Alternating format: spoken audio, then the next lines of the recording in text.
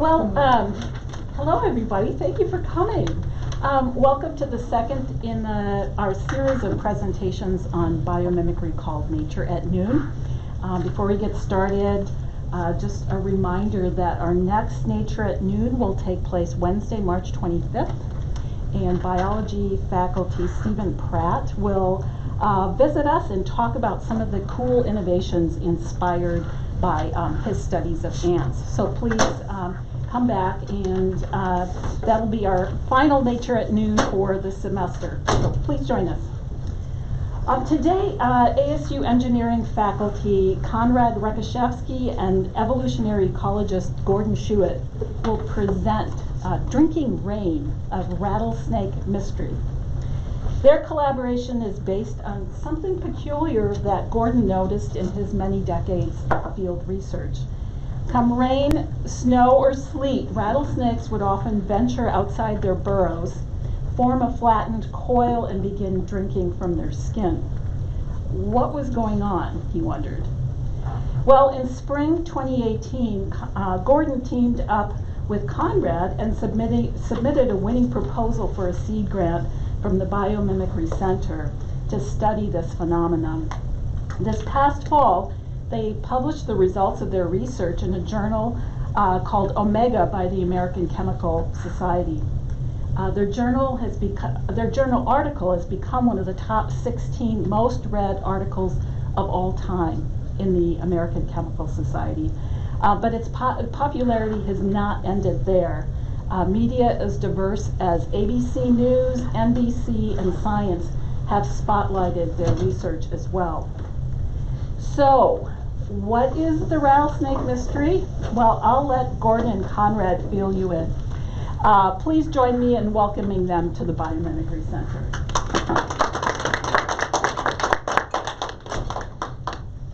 So I'll do probably majority of the talking. I'm Konrad, this is Gordon.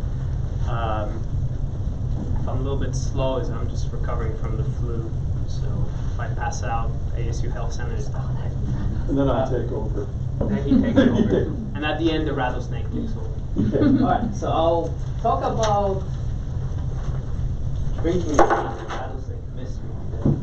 It's going to surprisingly involve a little bit of cactus and some aphids and a little bit of kale. Two, because this is roughly how we got to the rattlesnake. So I'll give you a little bit of background on this project. So I'm going to first show you what it looks like. So Gordon can probably describe this better because he's actually seen it in the field. But if you look around,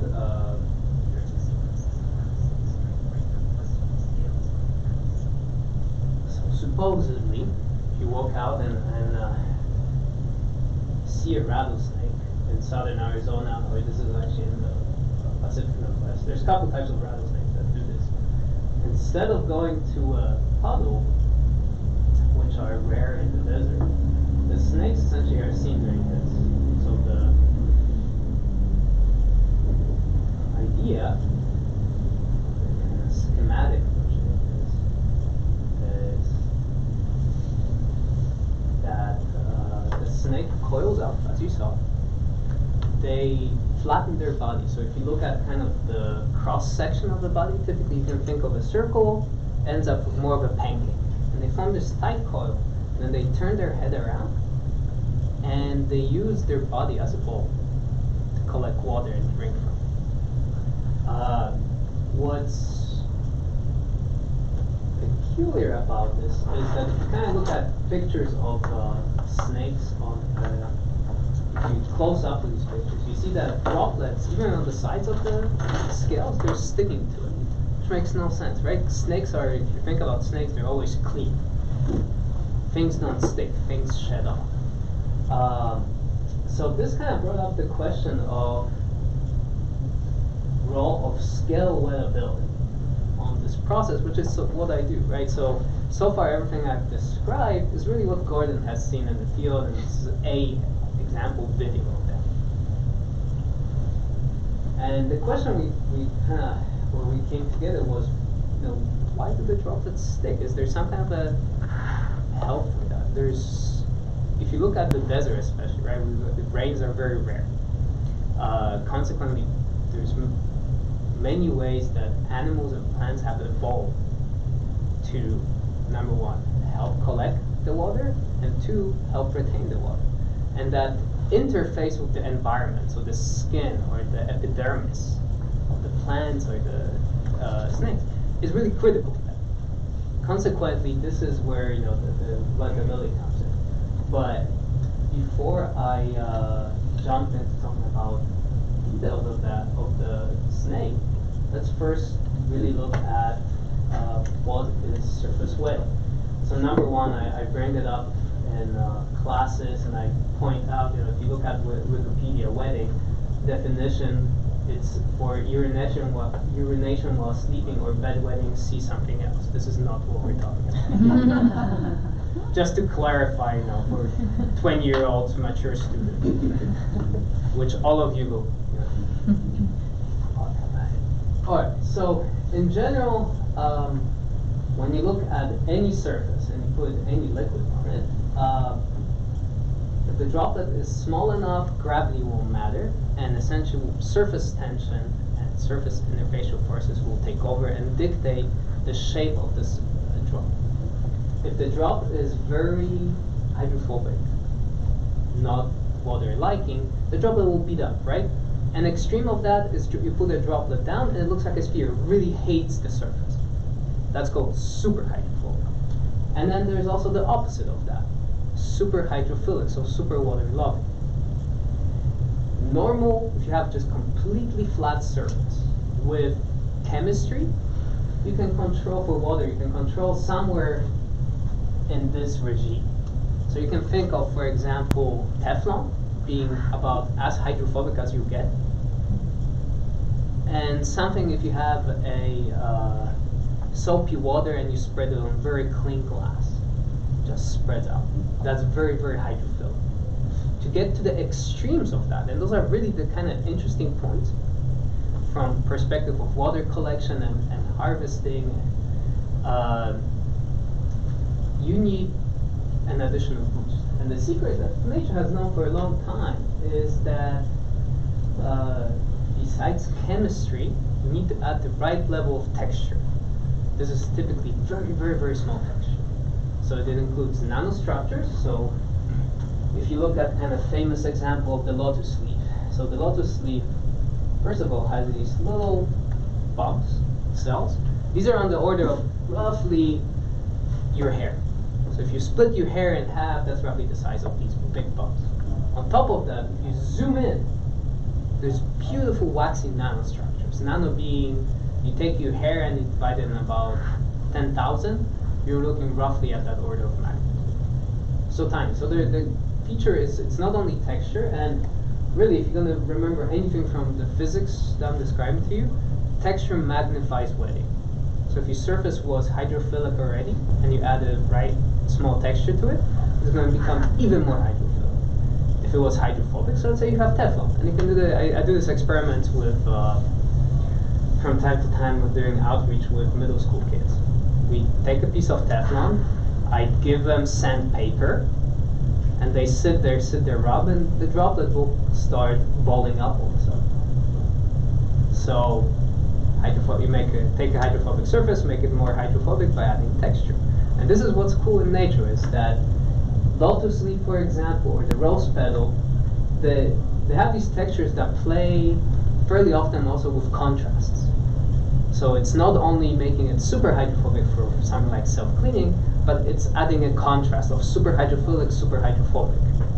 That helps in guiding water. The desert, on the desert lizard, the horned desert. Horned lizard. Yes, that one. Partisol.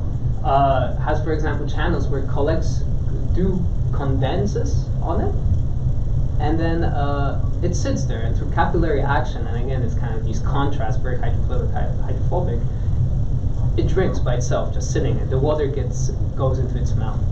It doesn't have to do anything. Another famous example of that is a desert beetle in one of the African deserts. It collects fog. What it has is patches of hydrophilic and very hydrophobic regions. The hydrophilic regions help to capture the water droplets, right, because it sticks. And the hydrophobic regions kind of help it to guide it to its mouth so it can actually drink it. I wanted to just give you kind of the visual on that. Here's what I would call a super hydrophilic surface, right? This is water. You put on it, and it just completely spreads out. The polar opposite of that is a super hydrophobic surface. You're adding water droplet to it, and then you're trying to subtract it, and it doesn't stick at all. Okay? I want to give you these visuals. These are experiments that I pulled up from YouTube, but you can do them in my lab. And again, the texture on that surface is so small that really it looks flat, right? Because it's below the wavelength of light, so you don't know it's even there. But because of these kind of extremes, and again, you achieve usually some kind of a boost in performance by going to an extreme, not just hydrophilic, hydrophobic. And this is where looking at nature is interesting. So, super hydrophobicity has been around for a while. For about 25 years now, everyone's been excited about the lotus leaf. The rose petal effect is very similar. It's super hydrophobic but sticky. So what happens there is, let me go back to the point. So why does this work? Well, if you imagine a water droplet sitting up here, it only sits on top of these little features, right? So despite, let's say, this is, if you look down on top of the droplet, it looks like this. The actual contact area that it makes is probably about 1% of that surface. So it sits on top of these big pillars. In addition, if you zoom into one individual pillar, actually sits on top of little nanopillars on top of that. Mm-hmm. Because of that, it essentially feels like it's sitting on air. That's why it blows up, right? If you have a droplet flying through air, it's a sphere. So if it's almost not touching anything else, it also thinks it's a sphere. So that's why it falls out. That's why it rolls extremely easily on it. The rose petal effect is a little bit different. The droplet bowls up, but it's sticky, it doesn't come off. And that has to do with how, on the smaller scale, the water actually ends up penetrating the little valleys, but not the big valleys. Consequently, it ends up balling up, but being sticky. So that's a permutation kind of these two extremes, right? So all of a sudden we start seeing that for some plants, right, in nature, there's more diversity than just what we define in terms of our super hydrophilic to super hydrophobic scale. Alright, this has been going on for, the super hydrophobic stuff with the lotus leaf. It's been known for 20, 30 years and even more. And people have been excited about it. What I always like to point out is, lotus leaf sounds pretty exotic overall, but many local things have that. So this is kale in my backyard. This is super hydrophobic, and I actually brought you some for demo. And if I have time later on, I'll go over a little bit of research that we have. So everyone has a water. People have water bottles here. Yeah. All right. So I'm gonna get you. And I just washed them, so feel free to eat. Alright, so if you see here, right, on the back of it, I'm trying to see. Does everyone see how water droplets just move around? Mm-hmm. No. Perfectly. Kale has gorgeous nanostructure. It doesn't have the microbumps, it has the nanobumps on it. And towards the end, I'll show you some images of that. So you don't have to get very exotic to observe this behavior. And it turns out in the desert there's plenty of examples. And this is about 5 years ago I started playing around, even more. 6, 7 years ago I started playing around with plants in my backyard and realized, wow, there's plenty of them here. We don't need to go to exotic things. We can observe these behaviors here. And this was kind of really the start of the motivation to start looking at local things and partnering with the Botanical Garden of the Biomimicry Center. And that later led to working with Gordon. There are a fair number of applications for super hydrophobic surfaces. I'll show you kind of as I'm passing around the kale. I'm going to grab myself a little bit more too so I get refreshed. And I highly encourage you to consume Don't do that with the snake sheds. These are literally for you guys to eat. So I'll show you a couple applications, because right away you want to know, okay, this is cool, the plan and all, but what can you do with it? So fun applications, and these are videos, from 5-6 years ago already. Oh, we make the paint, and what about?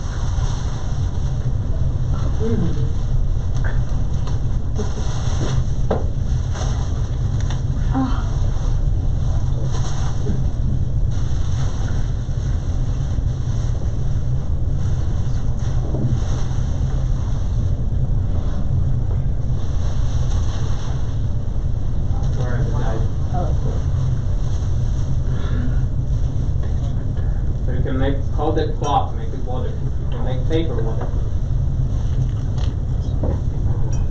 You can make. All right, let's get to this one. This is the the famous splash. Obviously, this guy was coated. He's much happy.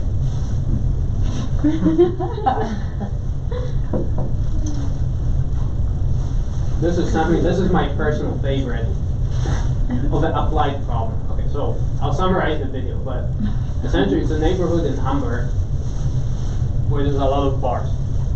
So there's a lot of beer consumption and there's a lot of drunk people peeing, and the neighborhood is not very happy with that. They came up with a brilliant solution. So we have these cameras, right? People pee.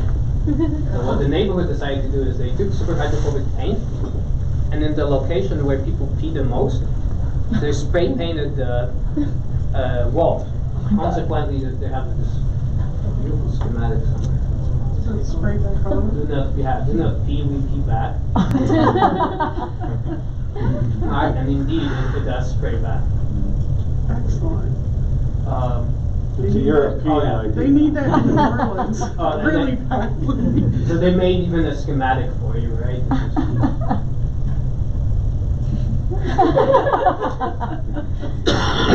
So they went out, coated walls with these super hydrophobic coatings, and there's these kind of fun videos of people just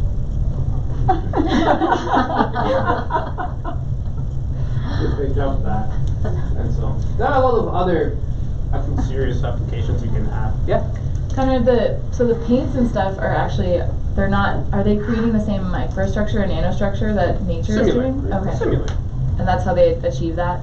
Cool. So even like the sprays that we can coat like shoes and stuff with, that's not like... Some of it is just chemistry, some of it is has texture added to it. If it's completely self-cleaning, it usually has texture. Or another twist on that, it has a little bit of a lubricant layer. Okay. My former group at MIT has a startup company with that liquid white. Maybe you've seen the videos of ketchup bottles kind of self-cleaning. Mm-hmm. So that has particles and an oil layer in it.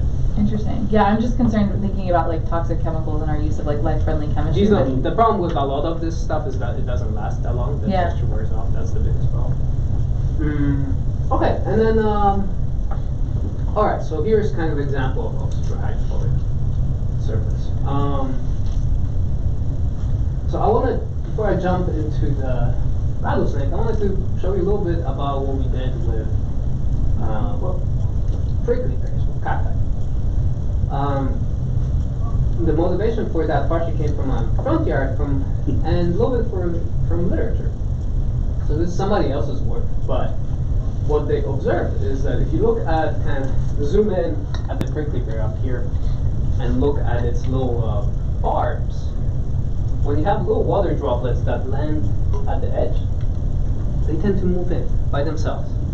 So if you have kind of fog going by, the tips capture droplets, and then the droplets move in towards the cactus passively by themselves.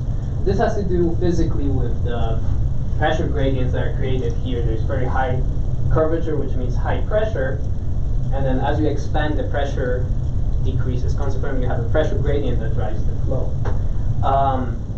So there's all this talk about these fog collecting prickly pears. And there's permutations with even the barrel cactus, the one that has the one that looks like has plastic, yellow plastic needles. You can actually take a water droplet, and they're the spines on this one are huge. So you put it and you see it moving. It's pretty cool. And then there's biomimetic applications. So this is how I'll introduce this idea of fog collection. So this is not a real cactus, this is a mimic cactus. Right, so this is made out of silicone. With the shape of just mimicking the macroscopic shape of the cactus. And the idea was to essentially improve how much fog you collect as it goes through. So number one question you might ask living in Arizona, what's fog? Well, it's the stuff in the sky. Number two, why would you want to collect it? And I have heard that, I pulled up a video of somebody I used to actually work with at MIT, talking about desert in Chile. So let me pull up. That's a nice video of showing it. So this is the Atacama Desert in Chile, which is bone dry. I mean, we look like wet paradise in comparison. But the only really water resource they have is fog coming off the coast. And there are villages that for really 20 and 30 years, the only water source has been collection of that fog. So they have hills covered with, there we go. So you go to the hills over there, they actually just put up nets, and as that fog is rolling in, it's being collected. It has provided enough water for a whole village. So people think this can be translated to many more regions in the world that are in the same, given it's this kind of specific area, but it turns out if you do the analysis that there's a fair amount of people that could get fresh water.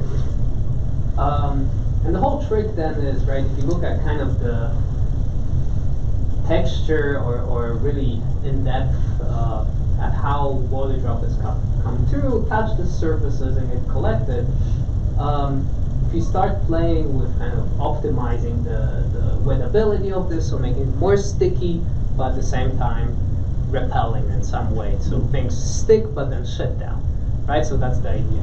You can increase the efficiency. You know, here they said they did just a little bit, and they got about 500% increase.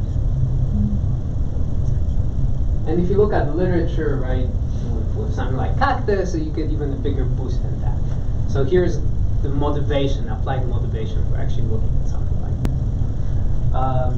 Locally, what I noticed, this is Chile, so we're getting now closer. This is my front yard. A couple years ago, I noticed that prickly pears, not only are they super hydrophobic, so when they're very fresh, water droplets bounce off, right? So if you pee on that, you'll get wet. Don't pee on prickly pears. But the old pads, right below that, water completely spreads them. You can see these kind of wet films, which was really interesting. So we decided to look at that. We got this little seed pen. So I'll show you a lot of videos that look like this that are taken in my lab. And these are high-speed images that are movies that are slowed down. So this is a fresh pad, and this is an old pad. It's the same plant. It's just the freshly grown one and the brand new one. It's an incredible contrast, right? And what we're interested in, what we apply, what we look at is we're interested in kind of the fundamental physics of why is this happening. So this is what I'll talk about in a moment. So we partner up with the Desert Botanical Garden. Anyone has a guess on how many species of prickly pears there are? In the world? What? Hundreds. Yeah. Correct, 200 to be specific. These guys have over 100 in their collection. So we had an undergrad student walking around with a spray bottle, and a researcher passed. And we looked at 30 different species. I'm just showing a snapshot of a few here. And they all displayed that behavior that we showed, that over one growth season, the pad went from super hydrophobic to super hydrophilic. And we didn't know why. So first question was, what is happening? And the second question was, why? I think we answered the first one well, the second one, we're not 100% sure yet. So what's kind of cool is as the plant grows, it starts off with a little bud, right, and it expands, and this is an old clado that we have. You can come in and you see how the water contact changes. So it's initially hydrophobic, it's wax, and then as it goes from here to here, it actually grows the nanostructure. It's really cool. In the first couple days of its growing, you can see the nanostructure. And we put them under an electron microscope and we see this nanostructure developing. It's beautiful.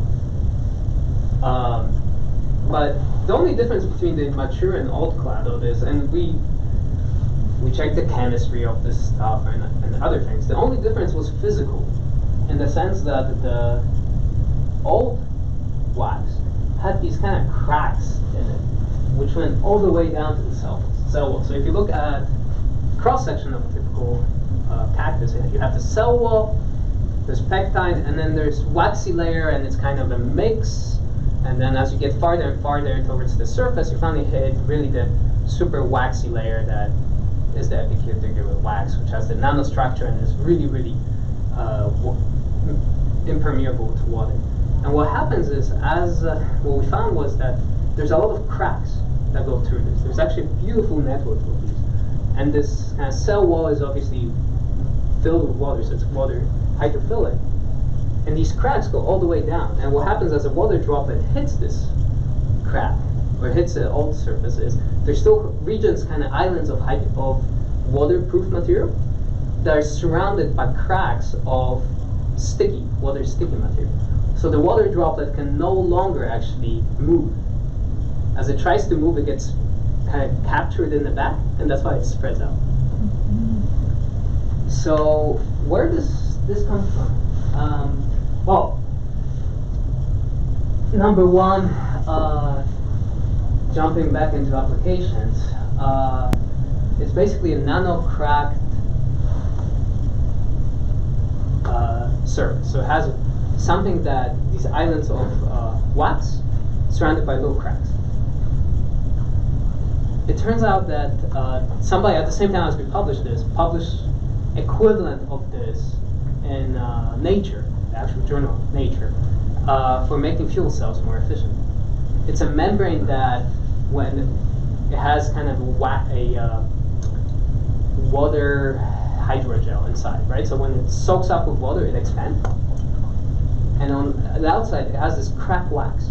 So as the thing is expanding, the gaps in between the islands open up and let more moisture in. As it dehydrates, these close up and it lets less moisture through, less ions. So it makes the fuel cell more efficient.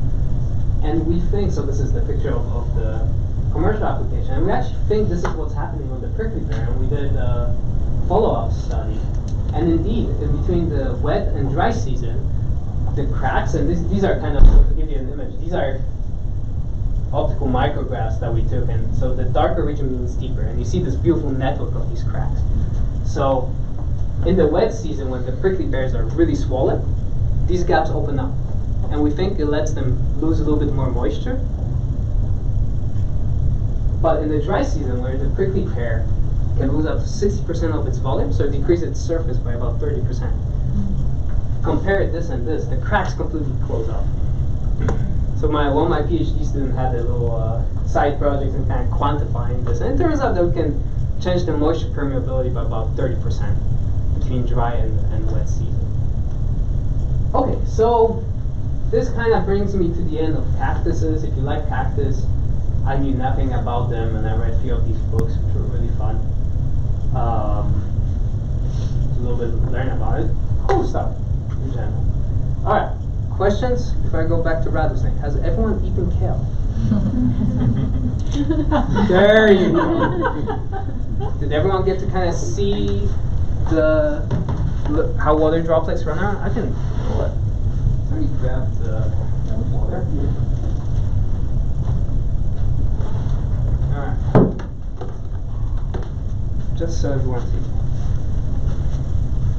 Started here. Alright, another thing, it looks shiny. Alright, that's another thing if you look at super hydrophobic surfaces, is they look like a mirror a little bit, right? I mean, a green plant should not look shiny. Anyone here? Alright. Alright, The reason why it looks shiny is because it actually is not touching the surface, right? So you basically have a mirror. The surface of the water makes a mirror. That's why it ends up looking shiny. All right, let's look at the rattlesnake in more depth. So once again, Gordon and some other people have seen them do this, which when it rains, right? So they might not be out in the middle of desert, right? They might be Right, in the so rock if they're spending their winter in a shelter, where would the water be? It's not gonna be close by, typically out in the middle of the Sonora Desert. Where would be the most economical place to get it? Right where it's falling. So they will exit their dens. And as Conrad described, will form these coils, will dorsolaterally flatten, and drink off their bodies. Okay? And I'm sending some sheds around. You're more than welcome to open the bag and feel them. Snakes are one of the few vertebrates that are able to have ecdysis or get rid of their epidermis in a whole piece. There's only a handful of animals that can do that. We don't do that, right? Mammals don't do that. We all know about dog shedding and cat shedding. They don't do it in one piece. So this is a really interesting phenomenon to be able to do that, right? So the drinking of water at their den site gives them very fresh water where they need it, not exposing themselves to predators, and they can go right back in their den. So that's the winter time. In the summer, they can do the same thing. They can be near a shelter or wherever they're at in the desert and collect rain where they're at without having to find rain, which usually does not form puddles, and that presents a lot of other problems. But locating rain when you don't move fast is or puddles is a very difficult thing to do. And by the time it hits the ground, it's already below the surface. So that's how they do it. It's economical. So that was one question I had. Yeah. They actually are able to get enough water from their back to survive. That's maybe the only way they can get it. At one locality where we work, there is no freestanding water. Okay, so imagine trying to stand in the rain and collect enough water to survive, right? Good luck. So question was, what was up with the scales, right? You can see the thing. So what we did was, again, Gordon brought some snake segments, no heads, into our lab, and one of my PhD students, Akshay Padnis, who just graduated, and I did these high-speed imaging videos, right? So this is a water droplet hitting one of the scales that are passing around. Keep in mind, you need to kind of invert it, right? Because when it sheds it, it's like a sock. So the hydrophobic part is on the other side. And we actually used whole snakes too, and shed skin, so we've used both. So this is a Desert king snake. desert king snake, and you see the water droplet. They're what you would expect in a snake, just kind of roll over and we call it shed or come off. It doesn't form a droplet. So the biggest distinguishing feature is with the rattlesnake, it hits. And here's the interesting part. They look close to spherical. Not perfectly spherical, but they're pretty hydrophobic. But they're incredibly sticky. And this is, so here we were dropping water droplets from about this height. So they're not moving relatively fast. So the next video I'll show you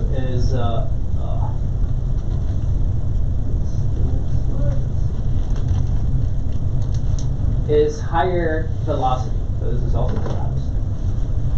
And obviously this faster droplets smack, the more they'll break up. But if you look at the droplets that actually touch the skin, they'll stick. Look at the little ones that later come in. This is resembling really if it's pouring out in the snakes in the middle of nowhere. But still, all the little, even high velocity droplets, they all stick. Consequently, so the kind of lesson we learned from that is that there has to be something about, again, the texture and chemistry of the snake's skin that gives it this unique behavior where it is relatively hydrophobic, which makes sense, right? If you want to collect most water, you want it to be like this, not like this. Okay? But at the same time, even the droplet looks like this, it doesn't go anywhere. So the snake has enough time to kind of move its head and take its time to drink. And then more rain falls, so they end up puddling, and it ends up having substantial amount. All right, so this is the gopher snake, which was boring. There was nothing. So these are electron microscope images taken in my lab. This is the king snake, which ended up having some kind of an interesting microbe channel. So this is each one of these kind of channels is about the size of your hair. And then if you look in closer in between, they have a little bit of a texture in between here. And this is the rattlesnake. So notice it has these pentagons cells, and it has these features that if you zoom in, they look like these very, very sharp walls, I would say. And they're oriented like a labyrinth with kind of preferred direction along the scale.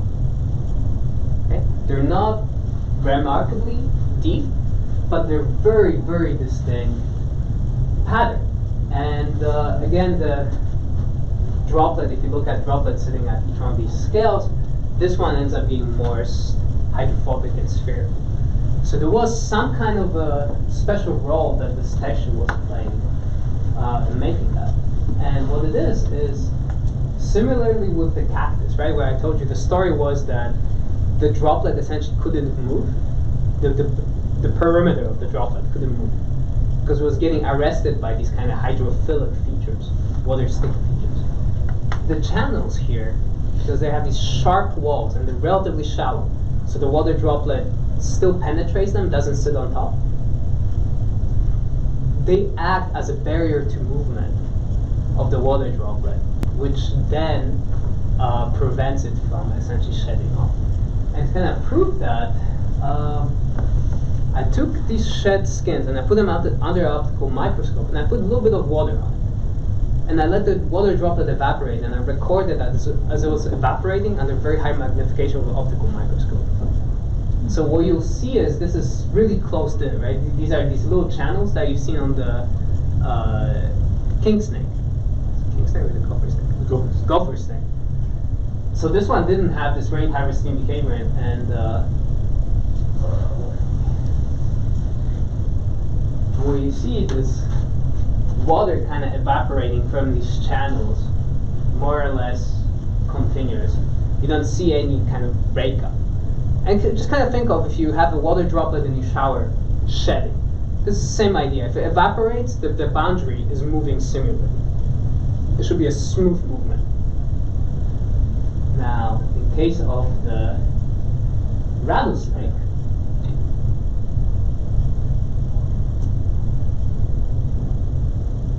the movement is absolutely not smooth. The edge of the water droplet breaks up to the point that these are these large hexagonal or pentagonal shapes that we saw, right? Those are the cells. In between that, you can actually see the edge of the droplet being stuck so much that you still see the water penetrating inside of the nanochannel. So we're seeing nanochannels with our eyes, which is pretty incredible. And this what just shows you is that confirms the role of the nanochannels in helping to retain the water droplet. Is that clear, everyone? If you think about it, it's essentially if you're trying to walk over something, right, like the perimeter of the droplet, if all of a sudden you have a bunch of annoying, sharp barriers to walk across, it's going to be more difficult. To the point that through some you won't be able to jump through. And what's really neat is if the channels were just a little bit deeper, water would not penetrate down into them, and they would ball up and be super hydrophobic. So water droplets would hit and just roll off. And there's a natural example of that in Africa, and there's an African gibbon snake? Gaboon viper. Gaboon viper, yeah. That has the same type of nanostructure on its surface, but deeper, and it's super hydrophobic. It's always clean. It's one of these shiny, beautiful snakes. So for the rattlesnake, the nanotexture is just shallow enough and just deep enough to act number one, magnify the inherent properties of the surface, right? Because the chemistry just gives you 100 degrees maybe, so shaped like this.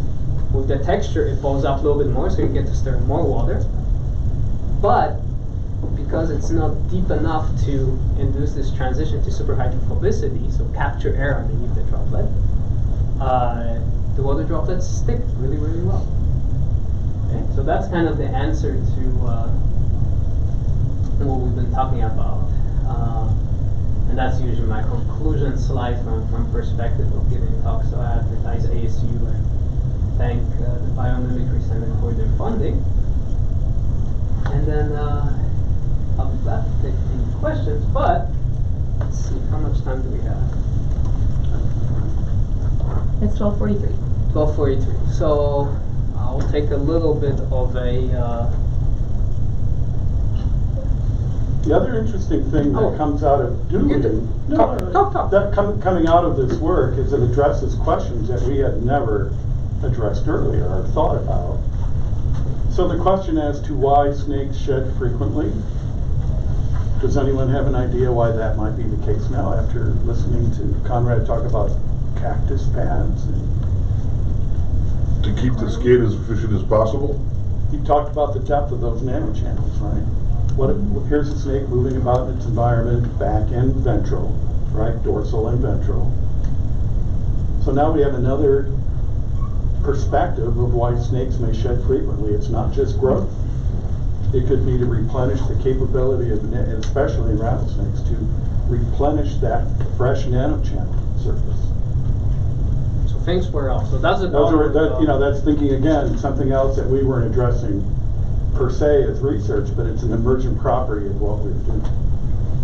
We don't know what baby rattlesnakes look like.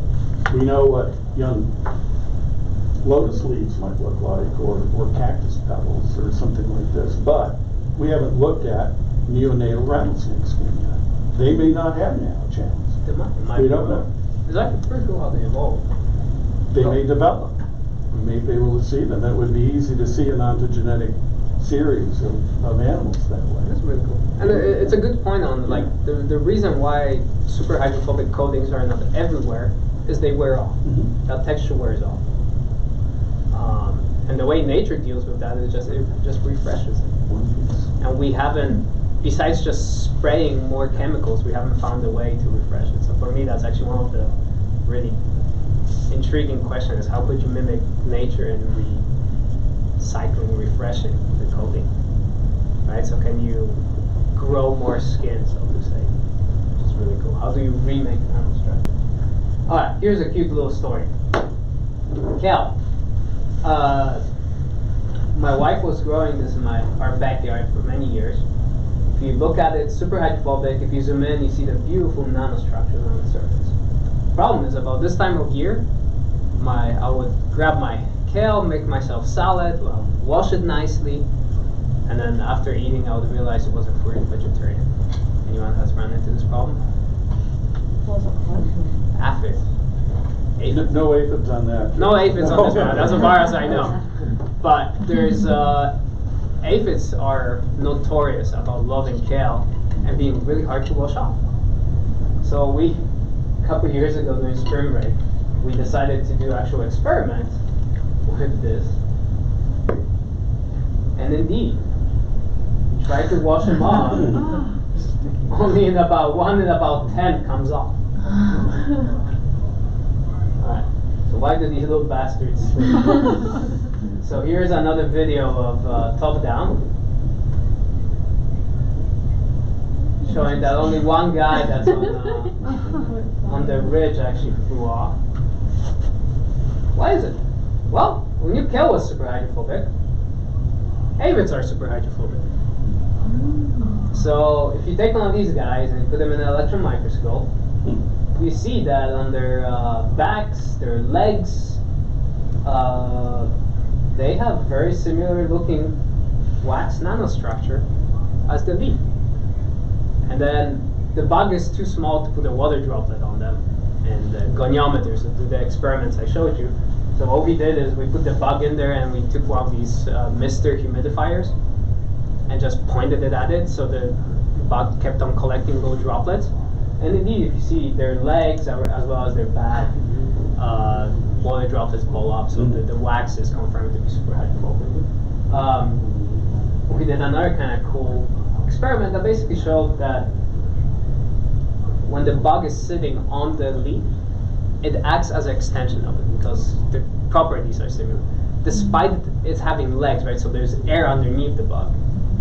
Water droplet, the surface has barriers that are super hydrophobic, and it cannot penetrate. So it's like the spider that makes a bell of air. When the aphid is standing on top of kale, it makes the same thing. And this is just a Petri dish with kale and aphid in it, and we flooded it with water, and you see the aphid walking very happily with its own little personal bell of air formed because of the super hydrophobic surface. Just to confirm that this was actually due to super hydrophobicity, not some factors that we couldn't control, we took super hydrophobic aluminum and put it back on it and started shooting water droplets at it. And indeed, they even split water drops.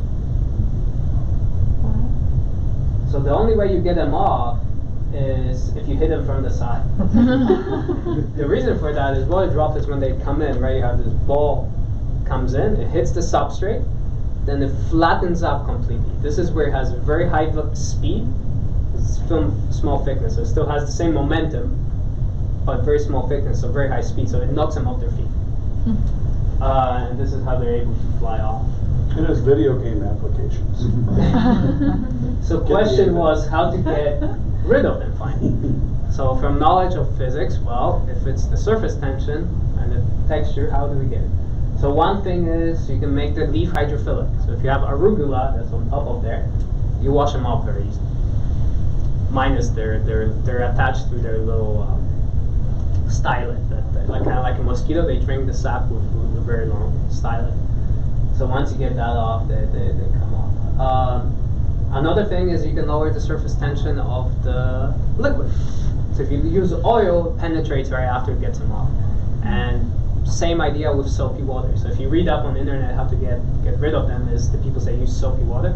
And this is the physical reason, is that it has lower surface tension, so it penetrates underneath. And then lastly, we like to propose better solutions than what's out on the internet. And we found out that instead of hydrodynamics, aerodynamics is what you want to do. You familiar with the difference between these terms? Blasting air rather than water. So this is us taking one of these office dusters, cleaners, to the kale problem, aphid problem. And you see it's coming from this way, so you start seeing them hovering on their little stylets and flying off and disappearing. This is my last video. It has no scientific purpose, but it shows a water droplet hitting a colony of aphids, and about 1 in 10 would come off. So one little guy gets launched.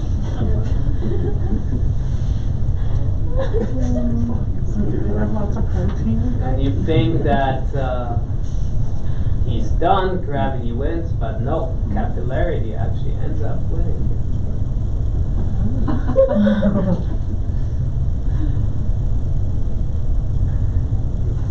Cinematic mess. And then pair the consumption of kale. I like to point out this. If you don't like kale, forget your astronaut ambitions. What NASA has said that by far, if they're going to build a base on the moon, which is planned for really this or next decade, it's starting to make sense again for a couple of reasons. The only thing they're going to grow is kale, because it's the easiest to grow, and by far, for the amount of effort you put in for growing and the resources, provides you with the most nutrition. So yeah, if I love kale and people say, it doesn't taste good, I'm like, forget, you're not going to space. Alright, so with that, I'll probably conclude, and we can have a discussion, if you'd like. So Can you both talk about something that interested you from the start, which was the keel on the rattlesnake scales, and sort of what discoveries you made along this line? Well, in pit vipers, the group of snakes in which the rattlesnake is a member, other members are like the cottonmouth and copperheads. They all have a keel, and when you take the shuds out or look them up at the table, you'll actually be able to see the keel. We're not really sure. That was the initial idea, that the keel might be involved in some aspect of water collection or water splitting.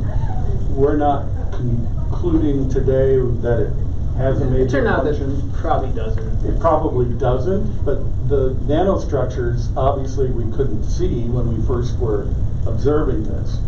And they turn out to be the major players. Dominant effect. And But if you the want to keel see, is doing something, but it just isn't the dominant structure. It might be splitting water, but it seems when the water first hits, it's attracted to the keel, then it spreads out a bit. I don't think it's a major. I don't think it's a major. It's a topography. But we've switched our ideas up. Because at first we thought maybe the scales would be acting similarly to the horned lizard that Conrad mentioned earlier, where it just developed it in between the scales, which you can see they're all placed individually on the skin, that the water would be working their way between on the interstitium, and then the snake could drink, but that's not what they're doing. And so we've modified our approach. Yeah. But that's doing science, right? As we saw things differently, and then we measured things differently. But the nanostructures have been known in snakes for decades, but no function had ever been placed till we did the water work. I Any hope other that answers questions? the question. If not, we